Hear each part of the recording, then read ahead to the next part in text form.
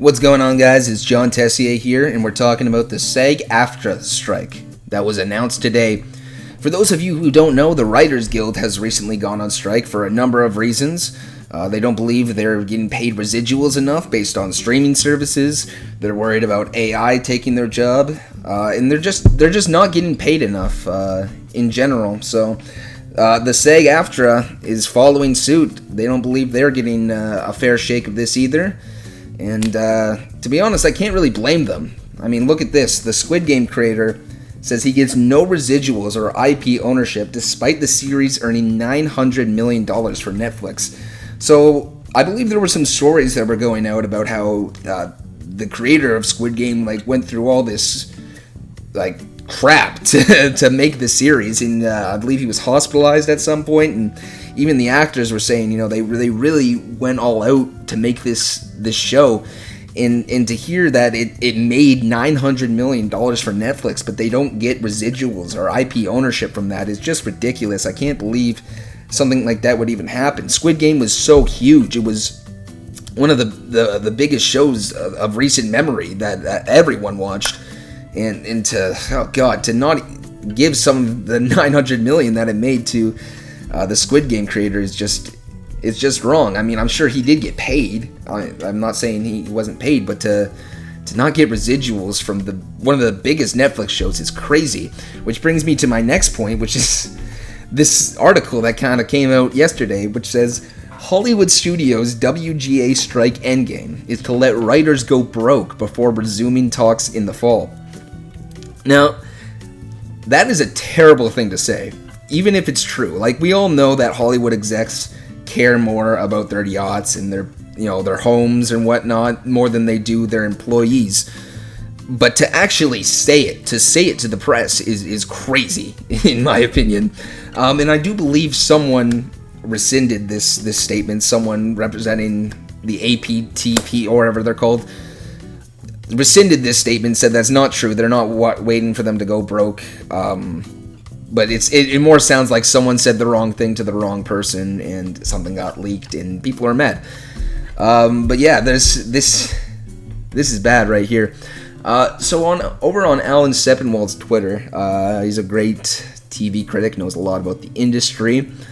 He was talking about the strike, and he says he thinks that there are two situations that this could play out. Either the AMPTP realizes it badly overplayed its hand and quickly moves to make peace with the actors, which in turn paves the way for a deal with the writers.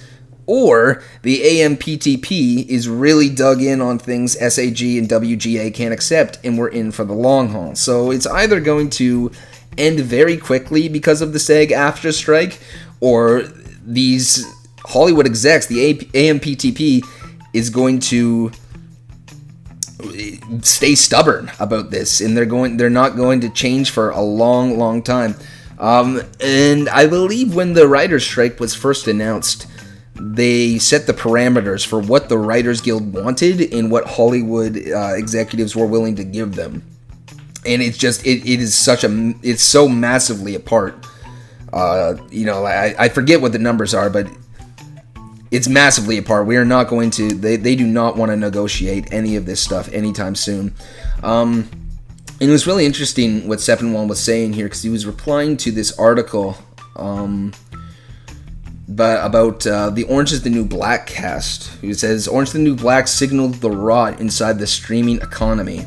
And apparently it's about this actress Kimiko Glenn, who played Brooke on Orange is the New Black, talking about how she barely got any pay for this show. And there's even some of the actors on the show were saying that they had to keep their day jobs despite being on one of Netflix's biggest shows, which is insane. You're on...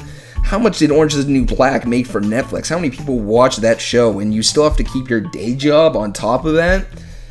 It's absolutely completely ridiculous. I wasn't aware that the actors were getting paid so little for such big shows, such as Orange is the New Black. So something definitely has to change here.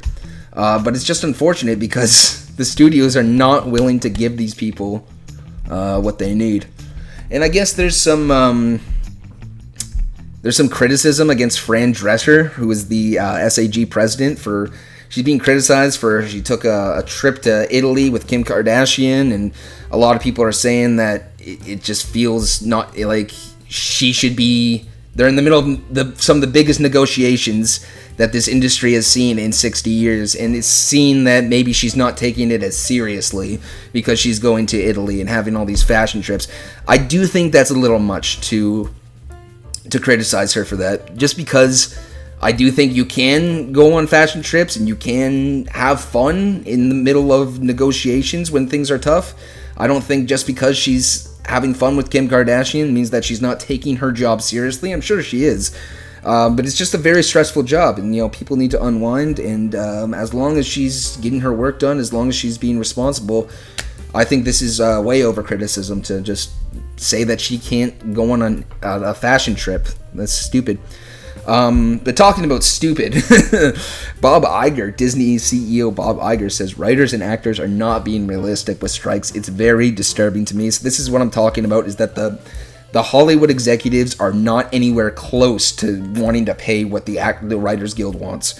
It's obviously going to go on for a long time. People like Bob Iger are assholes who, friggin' multi-billionaire here who just could easily pay his writers more, but chooses not to. And it's a very upsetting situation. I mean, there's the whole, eat the rich, hate billionaires thing, which I try to stay out of, but at the same time, it's just, God, you gotta give these people a break here, especially if you're saying that you want them to go broke before resuming talks in the fall.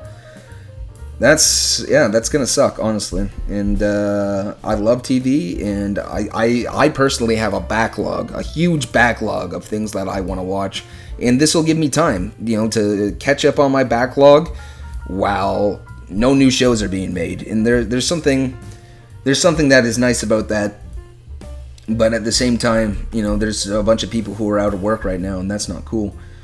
It's very interesting that streaming is so beneficial to the consumer. Like with Orange is the New Black, they dropped that, one season, 10 episodes, just dropped on Netflix. I was working in a factory at the time, and I remember just coming home from working a long day, and I'm like, okay, let's turn on Orange is the New Black, let's watch this new season, and I just get lost in these characters, and I don't have to think about anything else, and it's just, it was so much better than watching one show a week and waiting to see what happened next. We just got the whole season right there, and I was just able to watch the whole thing over an entire weekend. And but it's not worth it if people aren't getting paid residuals. So back in TV, like for instance, the Friends cast got tons of residuals from Friends airing on TV even after it was done initially airing. But on streaming, you don't get that. You don't get residuals. You just get paid for what you do that day, and have fun. So it is a very upsetting situation, and I really hope that the Writers Guild and the Screen Actors Guild get what they deserve.